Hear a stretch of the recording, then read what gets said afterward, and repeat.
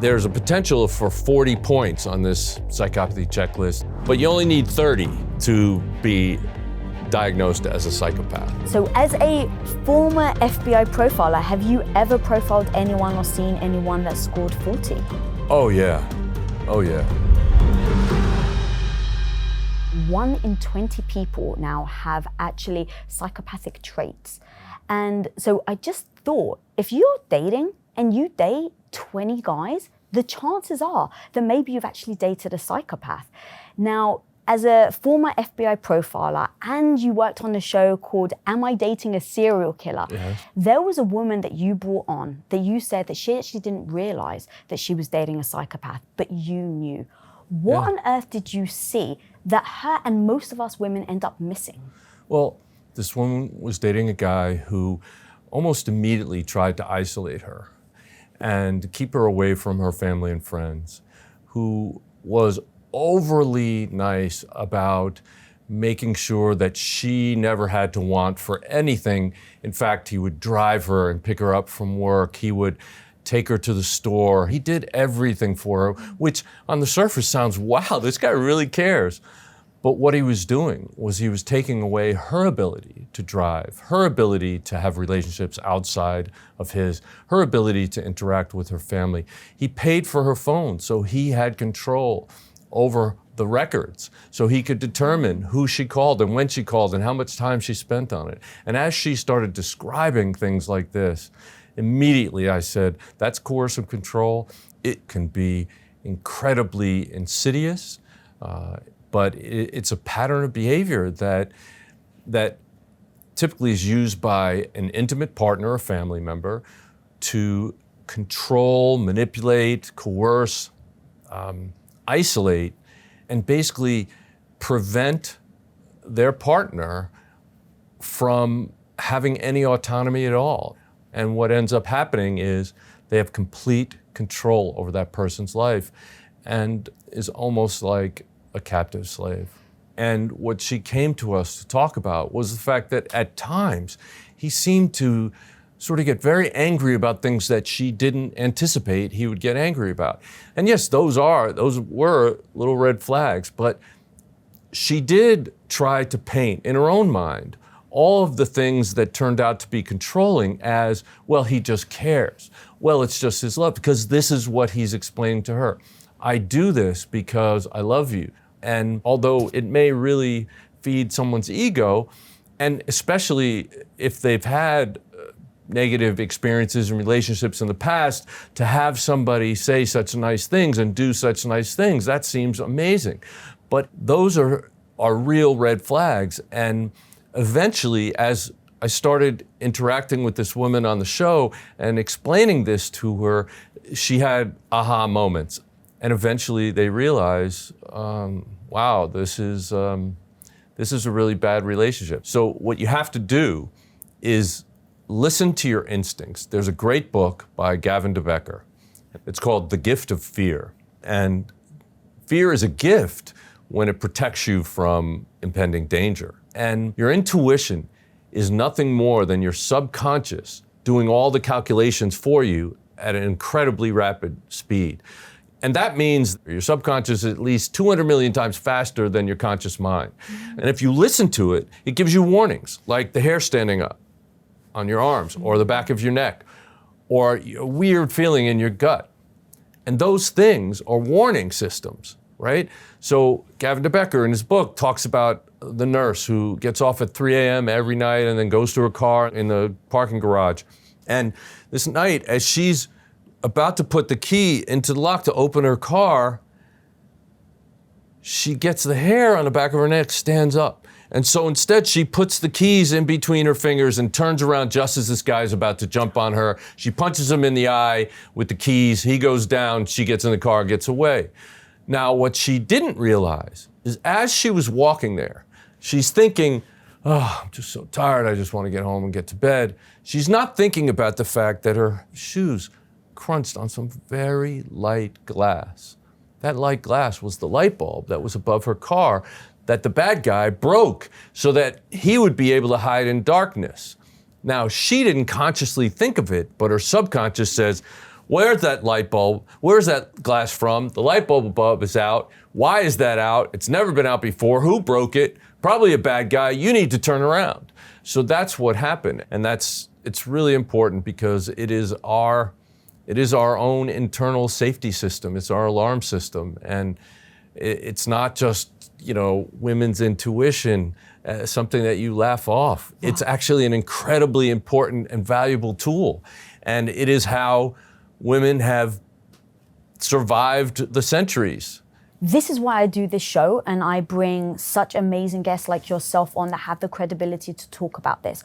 Because when I go back to how do so many women end up getting trapped, I think that it can be so many multiple facets. So one of them is, I think as a woman, I'm going to speak for myself, when someone does something, says something to me, I think in my head what that would mean if I said it or did it. Mm. And so if a guy is kind to me, if a guy is loving on me, if a guy is giving me compliments, I go, what would that mean if I did it to somebody else? It means that I care about them. It means that I really like them. I want them to feel good. Therefore, I interpret it to mean that. And I think that that's where a lot of us women may get trapped in that we go on the, please. Right, well, I'm sorry. No, please, no, jump in. No, you're saying the things that are absolutely true. The fact is, women sometimes blame themselves when they get taken advantage of. No, it is good people who get taken advantage of, who are nice and polite and kind and giving, right? They see those traits as a big target, and that's what they aim for. But the fact that you would fall for that means that you're honest. You don't deceive other people. You are kind and giving and caring, and so you expect that from others. However, it's not always true. And so there are things that you really need to do to avoid that. I think that is so important. Thank you for echoing it. I once interviewed Dr. Ramani, who's like one of my favorite humans. She's a psychologist that really specializes in narcissism. And I remember her telling me a story. She's like, oh, if you want to see if someone's a narcissist or not, make them sit in economy, but have them pass first class. Mm. And she says, that will trigger a narcissist because they realize they're lower, right? Like from a financial standpoint, and it could really irritate them. It's just one of those very subtle signs that maybe we don't think about, but that could be a sign. And you actually talk about Dr. Hare's psychopathy checklist. Oh, absolutely. Now, one of the things is, as a woman, or just in general, I should say, we can't control other people. I wish I could, Jim. I wish. But we all Are you a psychopath? Yeah. But we know we can't.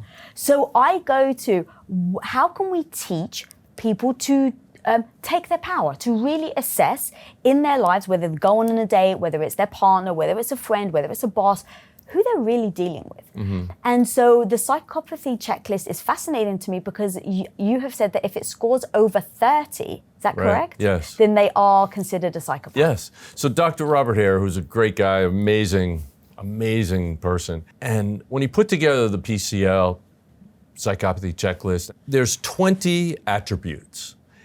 And if the person that you're evaluating has none of this attribute, then you put 0. If they have a little of it, then you put 1. And if they have it in great quantity, put 2. And then you add up the score. The first one is glibness and superficial charm. Now, this is something that love bombers use to their advantage. They're basically smooth talking, they're very engaging, they're very slick, they know, they come off as completely confident. They have absolutely no self-confidence issues at all, and they're effective at it. They make people around them feel better or feel like they are with somebody who's important, all right? How do you know the difference between glibness and charm versus just a guy that's confident? Like, I think of my husband as being confident. All right, we'll be right back, guys, with Jim Clemente. But just for a moment, I want to ask you, if this or any other Women of Impact episode has brought you any value, please smash that subscribe button down there. Because, guys, I'm telling you, that ends up becoming the calling card to every single woman out there. That this is the place that you can really be yourself. This is the place that you can build your confidence. This is the community that will have your back no matter what. So smash that subscribe button. Thanks for listening. Now, back to the episode. Yeah, well, are there situations where he just sits back and relaxes and doesn't have to be sort of the star of the show or have the spotlight on him? Those are situations where you have a balanced, normal personality. Because let's say the pilot dies on the plane. They wouldn't be very confident about getting up there and flying the plane, would they? No, but a psychopath would, absolutely. I've known psychopaths who've convinced pilots to let them fly a plane. What? Yes, yes, absolutely. So it's just, that is something that in any situation, anytime, there it is, okay? So all right, be careful if you run into that. That's really clear. Thank you, because again, I want to make sure that we're not just labeling everyone as a psychopath, but really understanding the nuance of this. Sure. So, okay, very clear. All right. So the next is grandiose self-worth, all right? Greatly inflated idea of who they are. And they like to tell people about it. And they are incredibly good at selling themselves.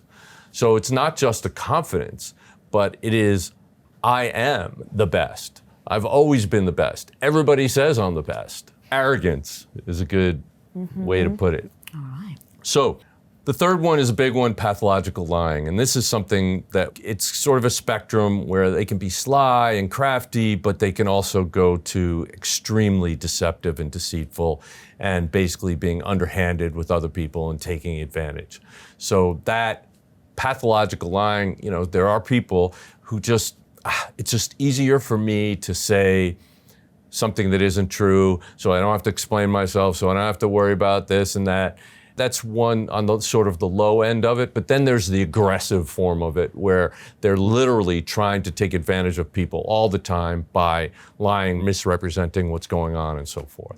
So the next one is cunning and manipulative, and that's using deceit, deception to cheat other people, all right, to manipulate people into a situation where that's not good for them, but it's good for you. And that's pretty clear. The next one is a lack of remorse or guilt. Now, psychopaths will feel concern for their own losses. In other words, if you wreck my car and I'm a psychopath, that is going to concern me. But if I drive my car over a little kitten, well, the kitten was there and I was driving, so it shouldn't have been there. And they have absolutely no concern. It doesn't compute for them. They don't feel guilty about doing something that hurts somebody or something else. As long as it doesn't hurt them, they have no emotional reaction to it. It's literally just something that happened. So shallow affect or emotional poverty, and this means that they have a very limited range in terms of the emotions that they will express or feel. So you're not going to get a feeling of deep emotional response to anything. Now, smart psychopaths see it in others and can mimic it. So you have to watch that, all right? But they don't have a really true emotional response. So for example, if you're watching a movie and, you know, Bambi dies, they may see that everybody else is like tearing up and they may mimic it, but in a heartbeat, their emotion will be gone because it's not real. So seeing that kind of response in a person, that should be a red flag. So the emotional response is more like a light switch than like a dimmer. Yes, there you go. Okay, so lack of empathy. This is basically the hallmark of psychopathy. And that is the inability to put themselves in somebody else's position and understand and appreciate their perspective and their suffering. They simply look at it as, well, they shouldn't feel that way. Or Well, that's not really important. There's a person who's been involved in the news lately a lot, who is very, very wealthy, who has recently been sort of canceled in a lot of ways, and is feeling the effects, personal effects of that cancellation. Does his name rhyme with Liddy? No. And for people at home that don't know, I just want to you're so sweet. I love that you never want to name people because you're like, I don't ever want to give them an ounce of credibility or Right. celebrity, and you focus on the victim more than you do the perpetrator. Oh, yeah. So people may not know that, which is why maybe Yeah. you're not saying the name. But when there are people who have gotten away with it for a long time, for example, and then they feel that they have become the subject of ridicule, attacks, they literally respond by talking about how hurt they are by it. And that is a sign of a psychopath. In other words, there is no question that they are incapable of seeing harm to other people as important. But you do the slightest thing to them, and it becomes an outrage. So You're so right. Just to give a little context, when I saw the person that rhymes with Liddy, his video where he's apologizing, he's outraged of how appalled he is. Nothing to do with the victim. Right. Not 1 ounce of remorse because or the victim didn't mean anything to him, or the victim's suffering didn't mean anything to him, or both. Mm-hmm. So it goes right into the 8th characteristic, which is fails to accept responsibility for their own actions. They deny that they did anything wrong, or they attempt to place blame outside of them. And you're not going to ever see this person say, I was wrong. I did something bad, and I'm going to take responsibility for it. I own up to it. I should be punished. I should be the one who pays for this. They just don't see it that way. They'll find a way to blame somebody else and, basically manipulate the situation or the person into taking responsibility. if you'd seen some with characteristics and then all of a sudden you saw them, you're like, okay, let's say right now they're scoring an 18. You're like, oh, they're very close to being a psychopath. And then they take responsibility for something.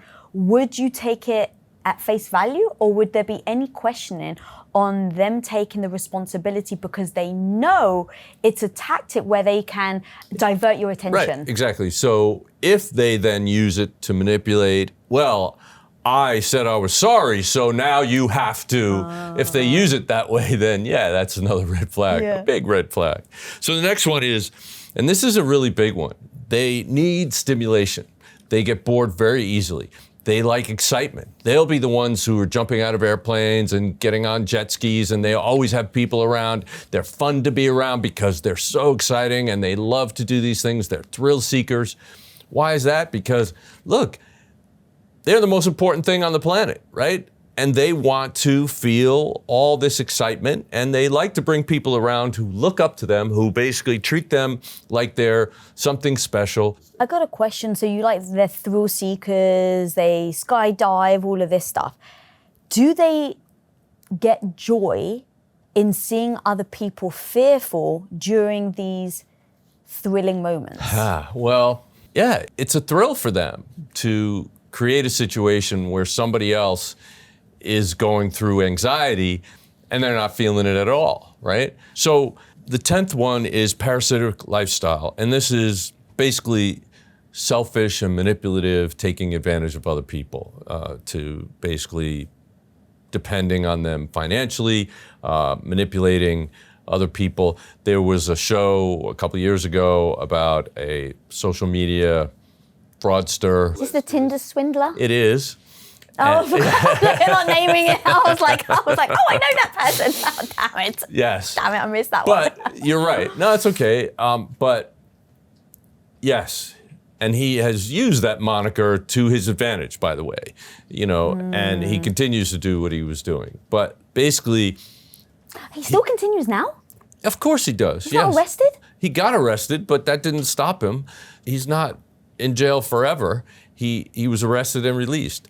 But the fact is that what he would do was he would trick somebody into a situation where, oh, look, my mother, she passed away and I'm getting this inheritance and I really want to do this deal, but if you could just lend me this money and I'll give you when I get the inheritance, and then they get the check and then they ghost that person, right? So this is how he gets money from women. And then he uses that money to lure the next one and the next one and the next one. It's just a Ponzi scheme and it's horrific, but he's glib and superficial charm. He gets them to trust him.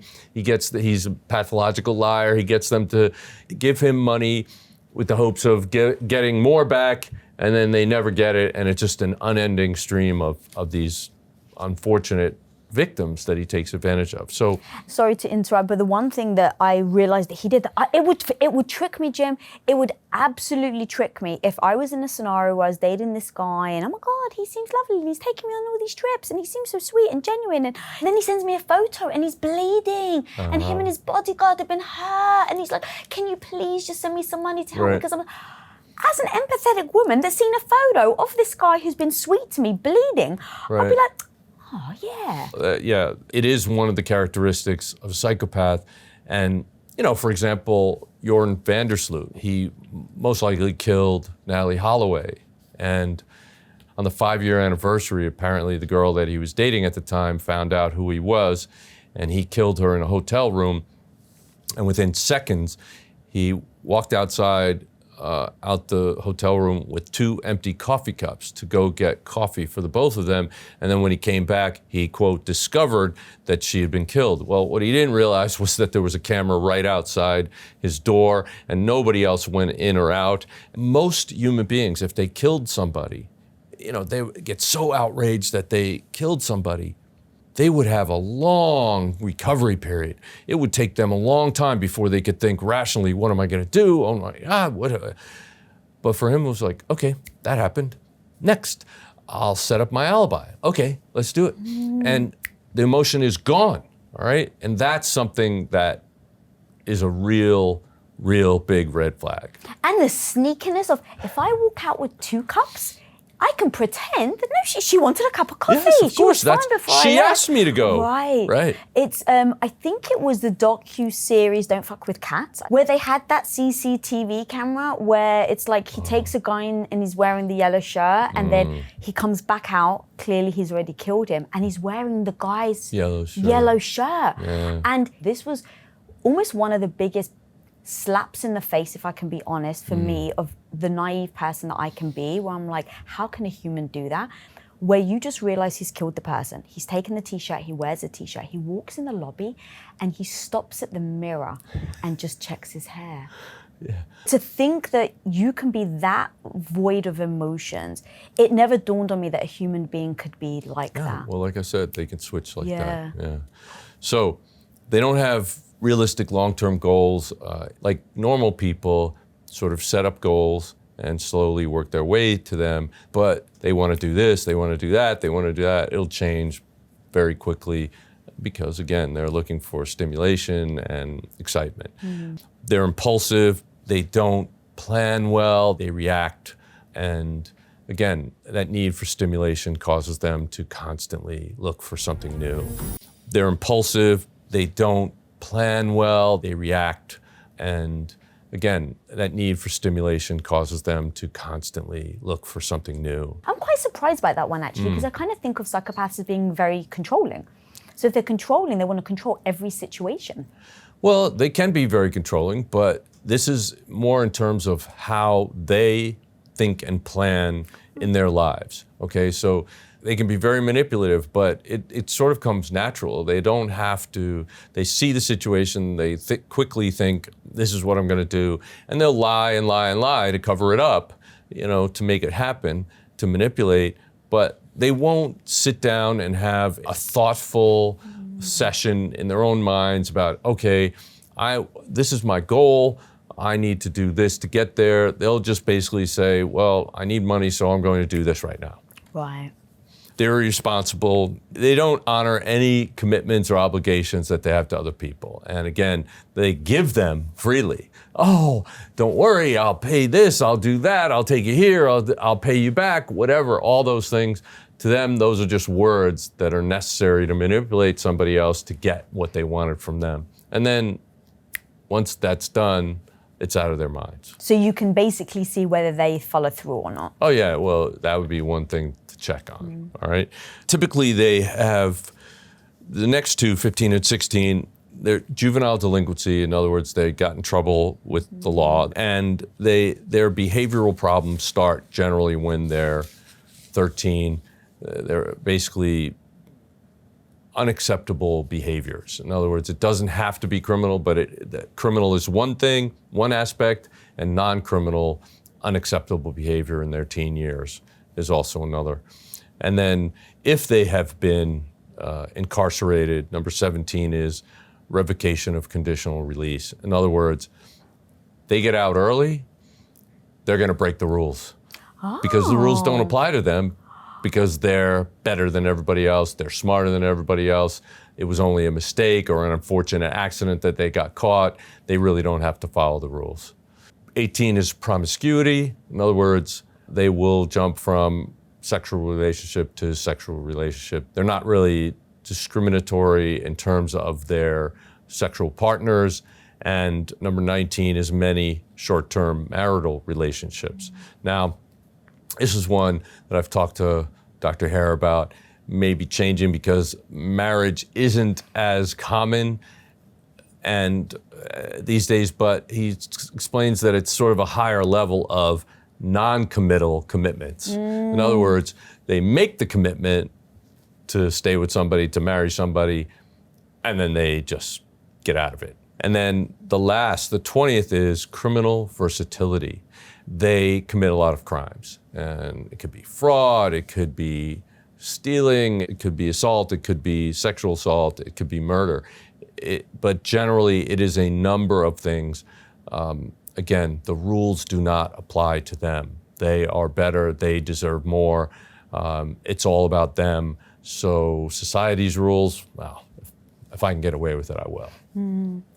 So just know that psychopathy is a spectrum of behavior, all right? And that's why there's a potential for 40 points on this PCLR, but you only need 30 to be diagnosed as a psychopath, all right? And that gives you some leeway in terms of your behavior. And so you may not know if somebody was in trouble with the law when they were a juvenile or whether they'd had previous marriages, but even if there are 5 of these characteristics that you just don't know about or he scores a 0 on, you could still be a psychopath. As a former FBI profiler, have you ever profiled anyone or seen anyone that scored 40? Oh yeah, oh yeah. I'll tell you about one of them. His name is Robert Spangler, and he was a psychopathic serial killer who got away with it for a long time. He killed his first wife in the 70s. They were married for almost 2 decades, and he decided he wanted out of the marriage. He actually found a girlfriend who was, I don't know, like 19, and decided he wanted a divorce, but that's too messy. So on Christmas Eve, he brought his wife down to the basement, told her to close her eyes. He had a surprise for her. And this is him describing to us. He had her sign some Christmas cards the night before, and blank ones. And then he typed out a suicide note on one of them. And then he brought her downstairs, and he said he had the gun hidden on the beam in the basement. And I reached for the gun, and I figured out where she would shoot herself if she shot herself. And I shot her, and then I tossed the gun where I figured it would fall. No, wait. I went upstairs and took care of the kids first. That's the way he's saying it. This is the way he's saying it. I took care of the kids first. But what he meant by taking care of the kids was he went upstairs to his daughter's bedroom. She was sleeping, and he stepped in the door and he shot her in the chest and killed her. And then when he went to his son's room, who had woken up from the shots, he was moving around, so the shot didn't kill him. So he figured, how would my wife have killed him? And so he grabbed his pillow and he smothered his son. And he said he tried to fight me, but of course he was no match for me. And then I went back downstairs and I dropped the gun where I thought my wife would have dropped it had she killed herself. And then I went to the movies. And a couple hours later, I came home and was shocked to find the police there and find out that my wife had killed our children and herself. And so that was the first one.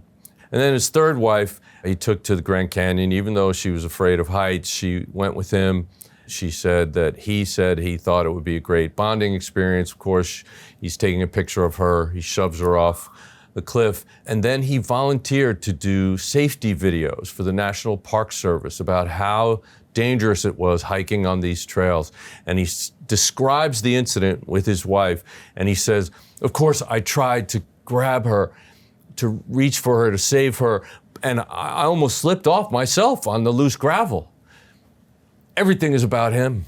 Everything is about him. And then he calls his second wife and commiserates with her and just says, why does everybody who I love just die? And so she comes to console him, and she dies that night of a pill overdose. And then we arrested him just after he married his fourth wife and was planning to take her to the Grand Canyon. This guy was a stone cold psychopath. He actually told us everything that I just told you now while he was holding the hand of his fourth wife. She sat there and we told her, he's planning on killing you. No, that was them. He loves me. And so he was able to convince her, even though he admitted to all of this in front of her. That's how good of a psychopath he was. And he was a genius, and he was stone cold. Yet he made a decision to end the lives of the people that he, quote, loved, or that loved him. I mean, his own children. And he just did it. And it was just taking care of the kids. Wow. I've got so many questions. Okay. Oh my God. And then the fourth wife. Yeah. Oh God, I don't even know where to start. Okay, let me get myself back together. I'll take some water. That's okay. That was so heartbreaking. This is why I do the show. This is why I bring people on like yourself, because I go, that poor fourth wife. Now, other people may go, well, she's an idiot. It's like, it's way deeper than that. Like, no, she wasn't stupid. That's exactly it. She wanted to believe him. Yeah. And she did believe him. Yeah. She was probably a really good person, an honest person who would never lie to anybody. Right. And he is just so smart and so manipulative, very effective. That's why it's really important to talk about this, because it isn't about intellect. It isn't about, well, if you see the signs, you'll know and you'll never get fooled. It's like, man, this woman, the guy sitting next to him, telling in front of her what he's done. And she's like, but I'm different. So the deep-seated evil that can exist in someone and the impact they can have on so many different people. And that he can justify, well, getting divorced is messy. I'm sorry, what? Like, killing your wife and your children isn't messy? Like, there's that obviously very disconnect in the brain that can perceive it like that. It's literally an act. Yeah. It's something to do. It's nothing, there's no emotion attached to it. There was never actually a legitimate connection between him and his wife or him and his own children. Never. So that's what, then that was going to be my second question. Is like, we started this interview with like, when you go on a date, like, what can you look out for? But this woman was married to him for 16 years. Is it that there were signs all along the way that you just think that she wasn't trained, she didn't know all the stuff that we're talking about, and so these red flags that may have arisen, she didn't realize were red flags? Like, I'm trying to figure out how you can be with someone for 16 years, and then he goes to, I'm gonna kill you, and you didn't see it coming. I think he, being a literal genius, he was very capable at hiding it. And he was extremely good at manipulation. I know I'm a little old school, but I grew up in the era where I was learning about Ted Bundy. And at the time, you had been taught that a psychopath, a dangerous man, was the guy in the corner in the trench coat drooling. And then Ted Bundy comes out. And when I think about the intelligence part, I hate to give him credit, but like it was freaking genius that he was like, let me play on women's empathy. Let me make them feel sorry for me by putting an arm in a cast. I'm going to seem weak. I'm going to seem super like vulnerable. That, just the tactic of that is so manipulative yet insanely clever that part of me does worry that even knowing all the things, when they're that smart, they'll always find a way to trick you, manipulate you, or influence you negatively. Right, and that's why you have to listen to your instincts. Now, one of the things that we know that Bundy did was he had one hand in a cast and he would try to drag the chair and try to lift it up in front of a woman who was about to get into her car. Well, think for a second. What was he planning on doing? Why was he planning on moving this chair with only one arm? Why didn't he bring a friend along? Why is he asking a woman for help, right? Why? Well, we know now why. As an adult, I was in Virginia and I was at a gas station. And I've never been to Virginia before. It's in the middle of the woods. And I'm going in to pay for gas. And as I come back out, a guy is like, hey, miss. I was like, yes. He's like, do you mind just getting in my car and starting the engine because there's something wrong?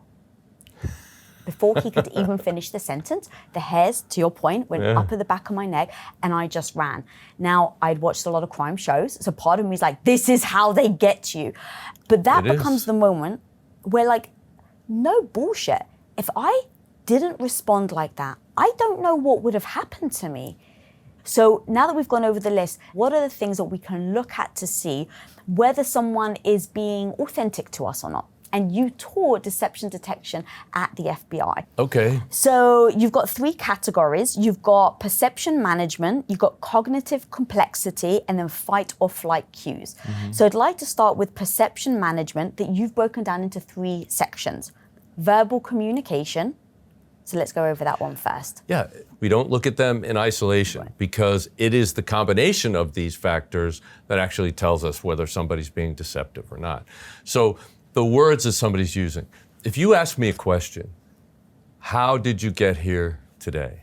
If I say to you, well, when I was driving here, I started to come and then I drove up Broadway and then I turned right on 48th Street and then I stopped for a minute and then I kept going. When I said I started to, generally that means I got interrupted. In other words, I didn't just drive here, I did something else first.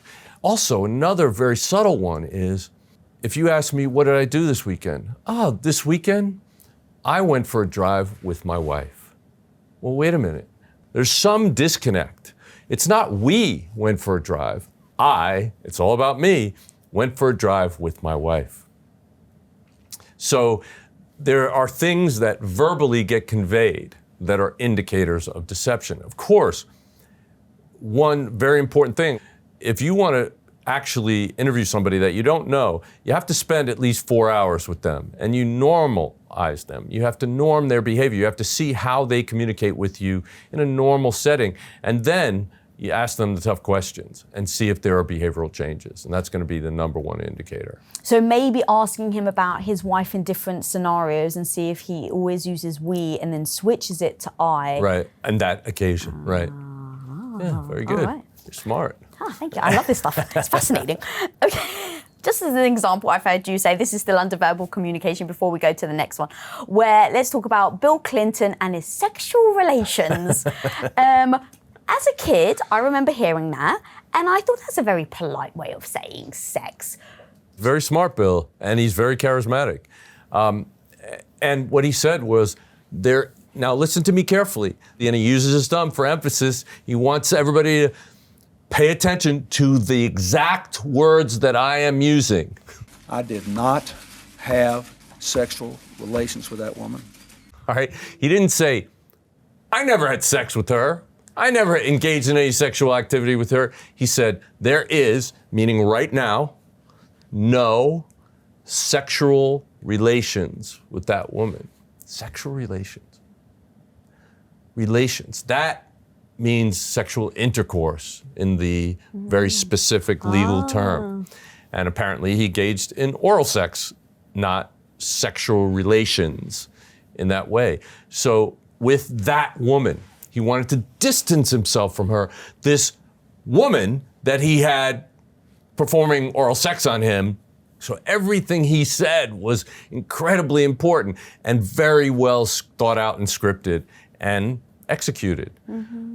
But it tells me that he's lying. He's lying a lot. Yeah, such a great way of putting it. Oh my Yeah. God. Okay, so that's the verbal communication, and then we go to non-verbal communication. So nonverbal communication is basically body language, expression. It's things that you miss if you're just talking to somebody on the phone. So we always tell people, if you're ever going to do an interview with somebody and want to know whether or not they're telling the truth, if you do it on the phone, you're missing, people estimate 70 to 90% of communication is nonverbal. So your expression, your body movement, fidgeting, grooming, all those kinds of things, as if I had hair. No, I didn't want to say anything. that's okay. I used to have hair. But all of those things can be nervous habits, self-soothing behavior, rubbing, things like that. Those can all be indicators that should be looked at in the context of the verbal behaviors, all right? So those two things should be looked at together. But when you see somebody who's calm, cool, and collected, and relaxed, and conveying information, and not overselling, and doing all those things, and then you ask them, but what did you do at 3:30 p.m. yesterday? And they start saying, well, that's something that I really want to talk to you about, because I want to tell you exactly what happened. And you read it in a transcript, it sounds like, oh, this person is cooperative. They immediately wanted to answer that question. But what did they do? They repeated the question, all right, which gave them time to think and gave them a little distance from the intense question that they really didn't want to answer. And so it came out in their behaviors. And that is one of a number of indicators that you always have to look at. And I've heard you say, look, it's a sign of stress. But it doesn't mean that they're guilty or that they're lying. It just means that they're stressed. Right. So then you ask, why are they stressed? Right. You have to delve deeper. You have to look at all three of these factors. And the next factor is non-linguistic verbal behavior. And that's basically the pace at which they're speaking, the tone, the pitch, the volume, all of those things. What? I don't know what you're talking about. That kind of is an indicator. Why all of a sudden are you stressed that your voice is going up three octaves? What's going on? And so if at the same time your voice is going up, your pace is going up, your tone is changing, you're fidgeting, and you're giving these equivocal words in your answer, all those factors together pretty much scream out that you are under stress when you're answering this question. Now, is it because you committed the murder at 3:30, or is it because you were actually with your side piece and you actually were having an affair and you don't want your wife to find out about it, so you'd rather lie right now about what you were doing than have it get back to your wife? And that is actually one of the number one factors that people will lie about, relationship issues, even in a murder investigation. Even though it makes them look like a suspect in murder, they will lie about it because they need to protect themselves in their relationship. So you have to drill down and ask follow-up questions and really be attuned to the nuances. If you're in a relationship with somebody and you're trying to find out if they're telling you the truth. But be careful, because that really smart psychopath is going to be well practiced, and he's going to have he's slick and smooth and a pathological liar who knows how to weave a great story and to follow up with incredible details and pictures of him bleeding if he needs to in order to convince you. So in a relationship, if you've known this person for 25 years, they can still lie to you.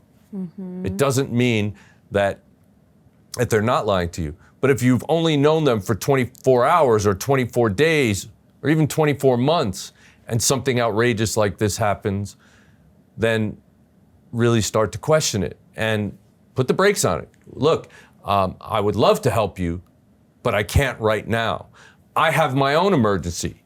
Even though you're lying, put brakes on it and see if there is that flexibility. Remember, Flexibility is the hallmark of mental health. Okay, so if a person is extremely rigid, says, no, you have to do this now. No, I can't. I won't ever talk to you again. What? 2 hours ago, you loved me and you can never live without me. Because I can't do something for you, you won't ever talk to me again? Now you're starting to see the real person. So even though you don't like it, you're gonna have to test the waters, especially if things are happening fast, especially if things are extreme. You are your own autonomous person with your own things that you've earned and your own respect and your own boundaries. And you will have to enforce them if you run into somebody like this. As you were saying this whole thing, I was getting very anxious.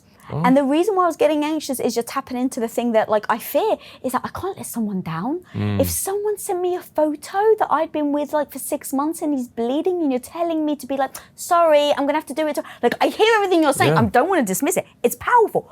I want to be that good.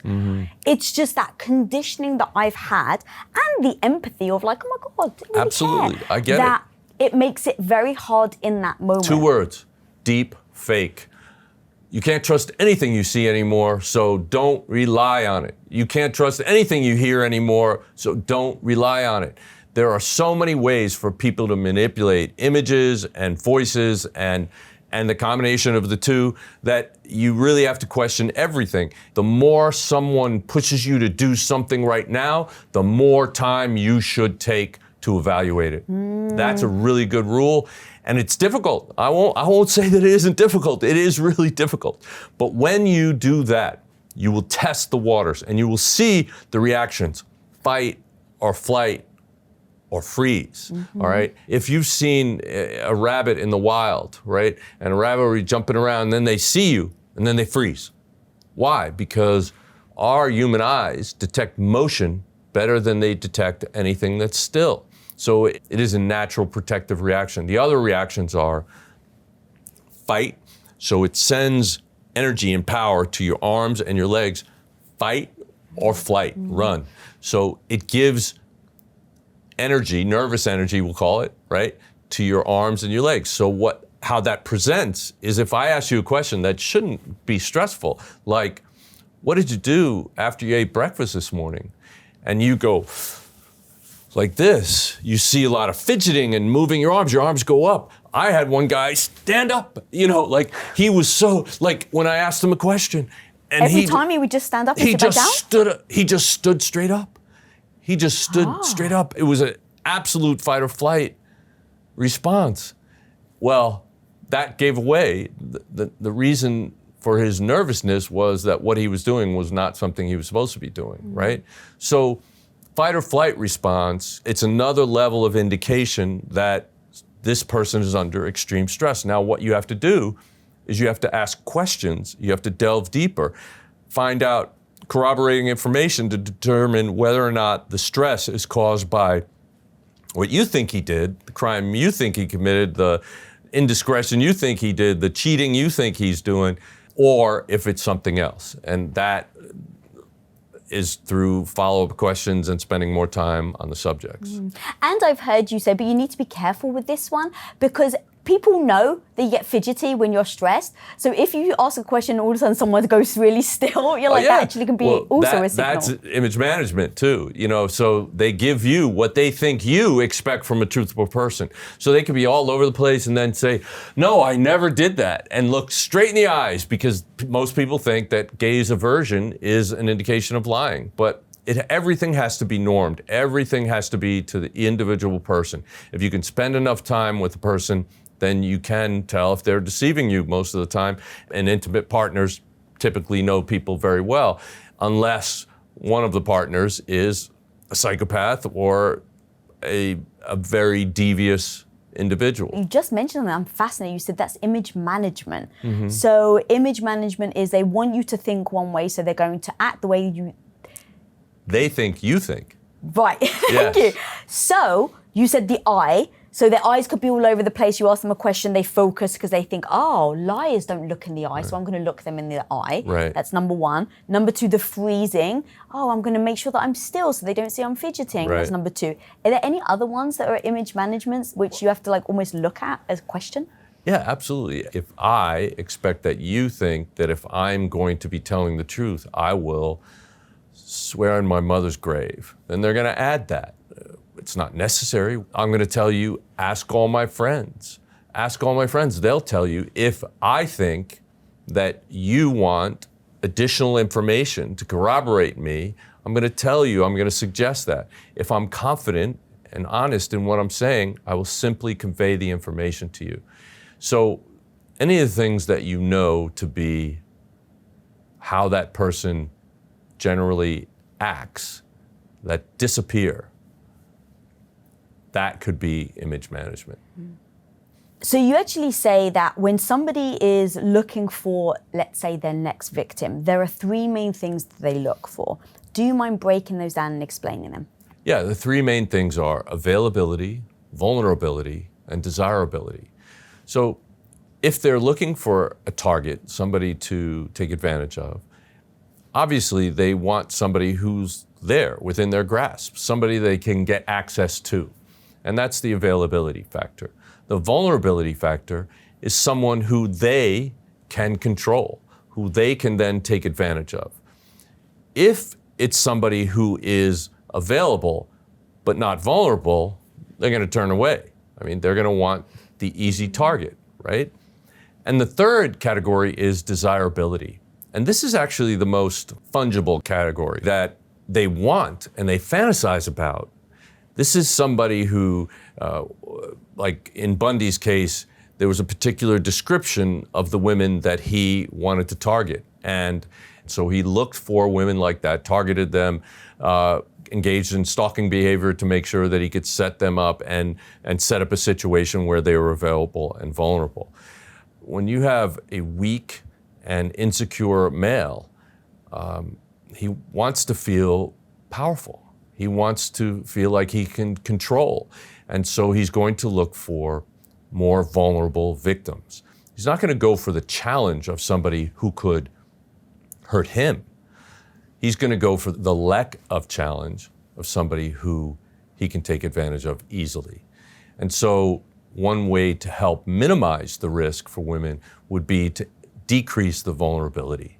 And that is traveling in pairs or in more than 2 or 3 people. I think it's really important that a woman understands that she has personal weapons.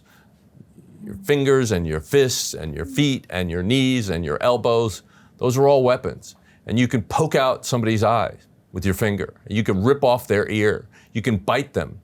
You can kick them in the groin or knee them in the groin or elbow them in the throat. And those are things that women should learn about.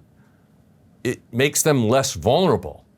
And I think one of the most important things that I can convey today is that if somebody tries to take you to another location from where you are by force, you fight for your life, with your life, at the location you're at. You don't let somebody take you someplace else, because if you do, you've seen their face, you've seen their place, and the chances of them wanting to kill you so that there's no witness left are incredibly, incredibly high. Although I will say that Bundy was very sly and sneaky, and he actually, Ann Rule, volunteered at a rape trauma treatment center with Bundy. And he would walk her to her car at night to protect her from him.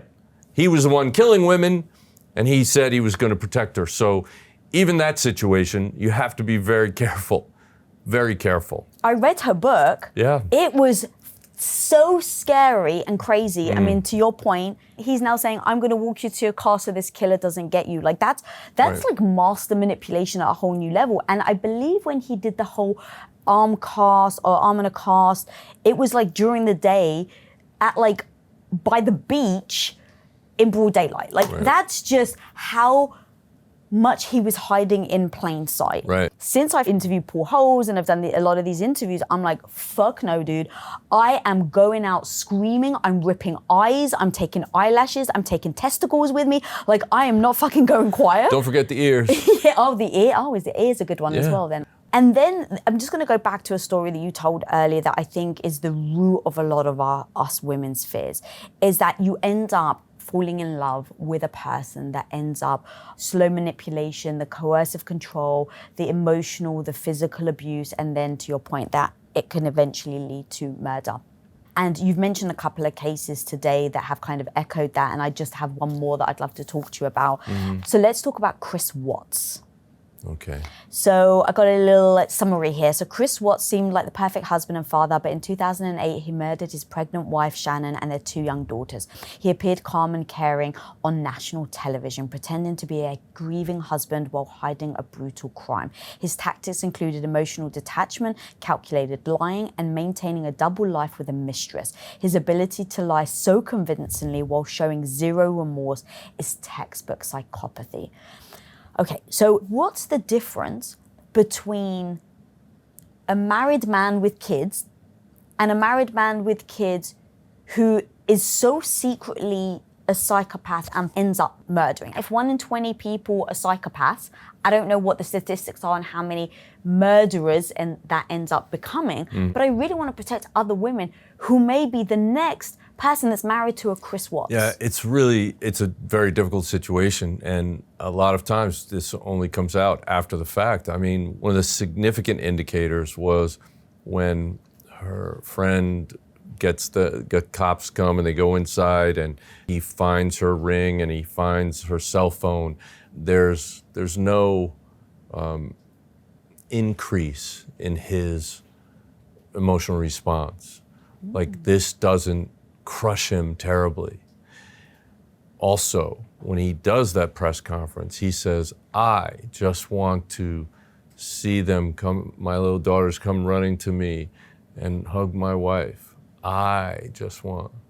He didn't say, I hope they're safe. I want them to be safe. I want them to be okay. I want everybody to just come home. Like, wherever they're at, come home. That's what I want. He talks about what he wants to see. And yeah, people's emotional responses can be very different, but this was a very narcissistic way to look at the situation. I just want them to come and hug me and so forth. And so I think Peterson was the same way. You know, these sort of family annihilator type people, they do hide in plain sight. They're capable of incredible deception. They're so charismatic and they're so capable of mimicking true emotion. It's very difficult to see. And one of the things that was a benefit of working in the behavioral analysis unit was to be able to go out and interview these kinds of offenders. I'd say the difference between a psychopath who's not going to be violent and a psychopath who is going to be violent occurs in the brain of that psychopath. And so, unfortunately, many times it's only when they behave violently, and that may be too late. Yeah, God, that's a sad answer, but I obviously only want the truth. But why on earth would a psychopath or anyone think that killing your partner is better than getting a divorce? Maybe I'm just trying to think through this logically. Well, don't, because it's not logical. They're completely devoid of human connection and human emotion. So it is literally, that killing is literally just a transaction. It's something to do. But why not divorce? Well, because divorce means for the rest of my life, I have to pay 50% of what I make. I have to support these kids. I want to start new. I'm trying to feel young and hip and be with a younger, hot woman. That is more important to me than carrying all this baggage from my past. It's just a calculation. It has nothing to do with a human connection. And it's very unfortunate, but it's real. Jim, Yes. This has been utterly horrific and wonderful. Honestly, I say this a lot, but I show up every single time so that every single person that I talk to brings value to my community and helps them in some way. And you've done that in absolute spades. And I really hope that by the end of this, people are emotionally safe, physically safe, have the confidence to say no, have the confidence to push back when someone is being inappropriate, and that's all thanks to you. So. Oh, well, I try, and you know, it's been the people who trained me and the people that I've worked with, you know, like Laura Richards, who we love her is a here. real champion, and the very first episode I ever wrote of Criminal Minds, or scene that I ever wrote of Criminal Minds, was about the statistics of how abducted children who are killed, how fast that happens. And when I wrote the scene where Dr. Reed, Matthew Gubler, he's talking and then he walks into sort of a green screen and he's out on a playground and he says of the kids who were abducted and killed, 44% are murdered in the first hour. And so there's 10 kids playing on this swing set and jungle gym and stuff, and half of them disappear. And then he says 73% in the first 3 hours, and then 75% of them are gone, 3/4 of them are gone. And then he says there's one kid left swinging on the swing, and he said 99% in the first 24 hours, and then the swing starts swinging empty. And that made the hair stand up on the back of my neck. And I realized that 160 million people will see that. And that 1 minute, I conveyed the urgency of dealing with the child abduction immediately to 160 million people. And I realized that the media is the way to actually force multiply and get the word out. So I'm really happy that you're doing this. So like if someone really wants to follow you and go deep into your world, so you're writing, you're producing, you're you know, doing your own podcast. Yeah. So where can people follow you? Where can they find you? Well, I'm at Real Jim Clemente on Instagram, and on Audible we have at least 25 titles, starting with I think the first one that we did was Evil Has a Name, about the Golden State Killer with Paul Holes. Yeah, Paul was great. And and then the last one I did was FBI Profilers, Criminal Archives with Kathy Canning, and who's my co-host now on Real Crime Profile. That's so cool. Thank you. Yeah, well, thank you for having me. Of course. I appreciate it. Guys, this is hard talk. These topics can go from really just getting the tips and the tricks all the way to really talking about the depths of despair that can really echo when and if you're in contact with a psychopath. And so after doing a few episodes of these, it really made me realize we need more tools, we need more tips, because we need to be able to protect ourselves. And I wish we had a radar where we could go around and identify all the psychopaths and we could be safe. Unfortunately, that isn't the case. And we can't control how they show up, but you better believe we can control what we learn, how we implement what we learn, and how we freaking show up every single day. And so guys, I really hope this episode gave you the tips and tactics that you need in order to be able to show up confident every single day. Have your own back, protect yourself. Thank you so much for joining. If you're not following me, smash that follow button down there, and until next time, be the hero of your own life. Peace. If you want to uncover the sneaky tactics that a narcissist will use on a first date, then you're going to want to watch this interview right here, right now with Chase Hughes. Everything looked great on the surface, but something felt off. Something didn't feel right. And they don't even know that they're dealing with a psychopath.